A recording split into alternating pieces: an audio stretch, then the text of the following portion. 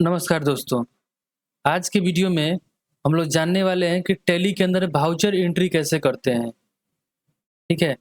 अभी तक हम लोग ये जानते हैं कि टैली में लेज़र क्या होता है।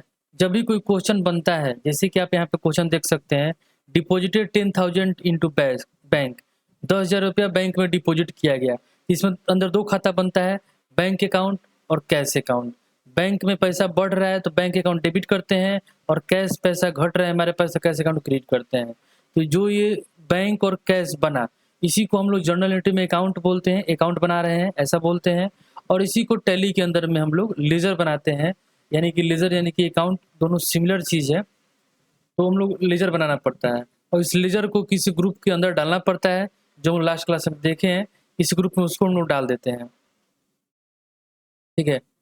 अब ये समझना है हम लोग को कि अब इसके ज़रिए हम लोग वाउचर एंट्री कैसे करेंगे? मतलब जो एंट्री होगा, जो ये क्वेश्चन हम लोग बनाते थे जर्नल एंट्री में, इसको टैली में एंट्री कैसे करेंगे? उसके लिए 8 गो कॉमन वाउचर होता है, जैसे कंट्रा हो गया, पेमेंट हो गया, इस प्रकार से 8 वाउचर होता है।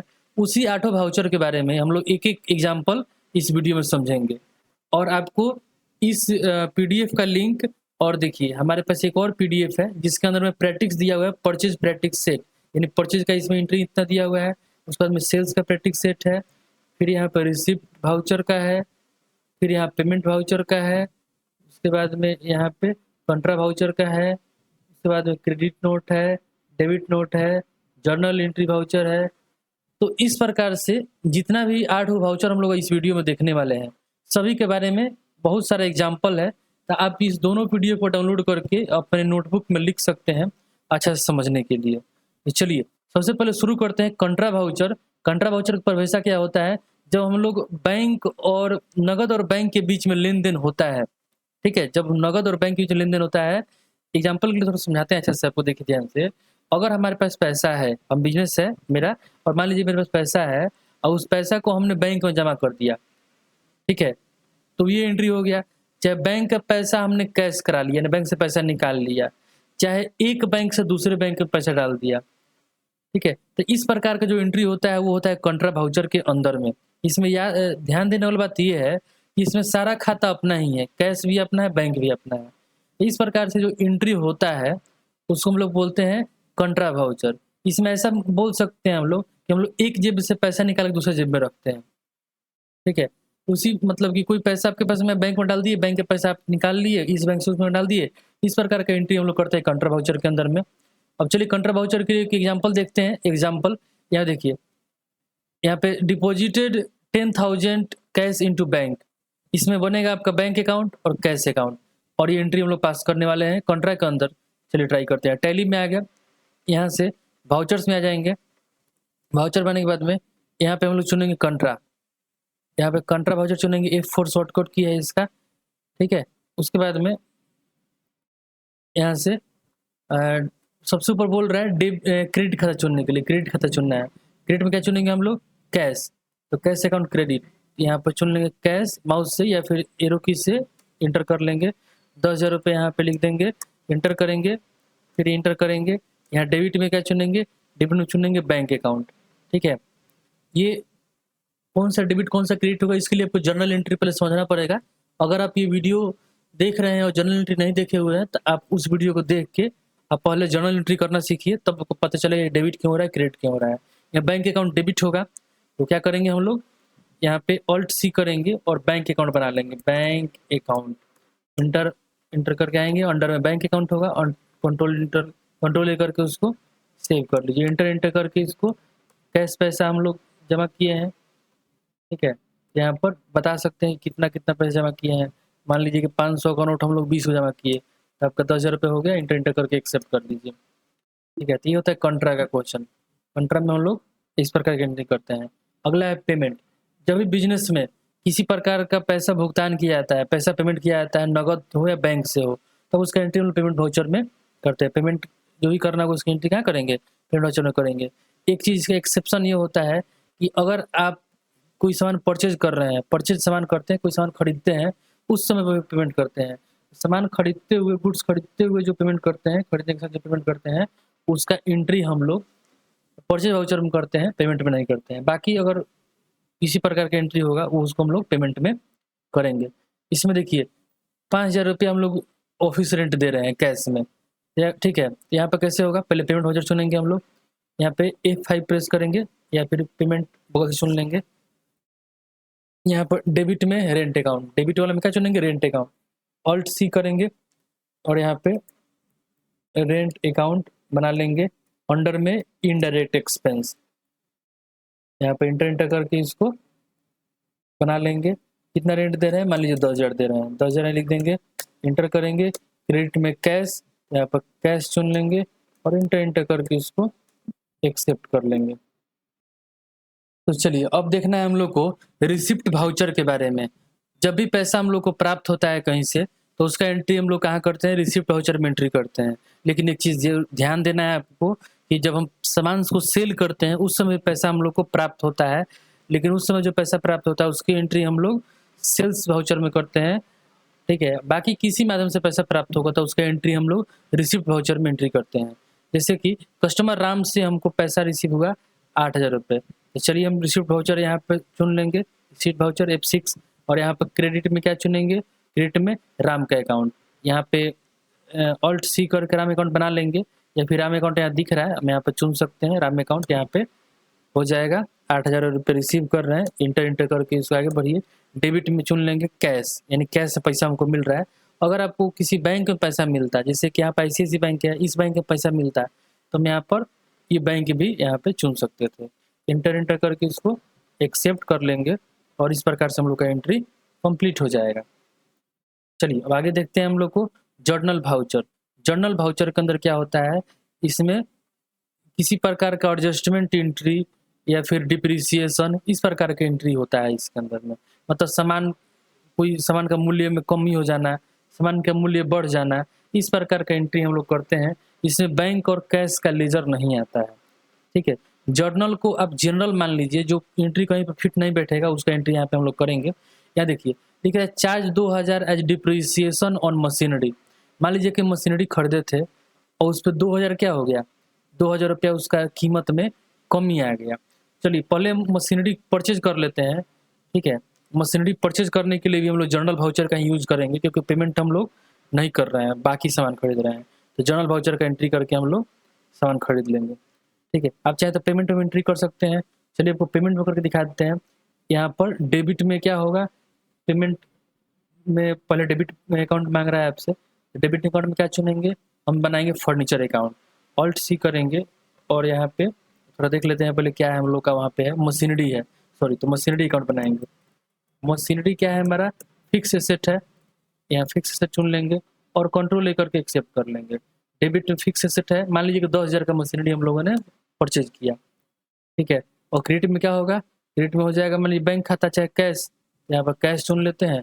तो देखिए मशीनरी हम लोग खरीदे 10,000 रुपये का, मशीनरी अकाउंट डेबिट और cash account credit. Machinery asset है, संपत्ति, और बिजनेस में आ रहा है, बढ़ रहा है संपत्ति, तो डेबिट हो गया और कैश अकाउंट क्रेडिट हो जाएगा। इस प्रकार से हम लोग इसको इंटर करके एक्सेप्ट कर लेंगे, ठीक है। मशीनरी हम लोग परचेज कर लिए।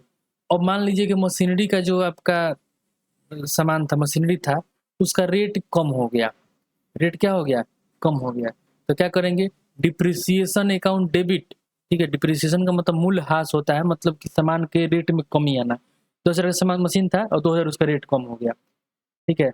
यहाँ पर डेबिट में बनाएंगे डिप्रिसिएशन ऑफ मशीनरी या फिर डिप्रिसिएशन ऑफ मशीन, ठीक है। इस सब अकाउंट को बनाएंगे, ऑल्ट सी करेंगे, यहाँ से डिप्रिसिएशन का अकाउंट बनाएंगे, डिप्रिसिएशन ऑन मशीन भी लिख सकते थे। और ये हमारा एक प्रकार खर्चा है, इसको हम डालेंगे इनडायरेक्ट एक्सपेंसेस के अंदर में और कंट्रोल लेकर के एक्सेप्ट कर लेंगे।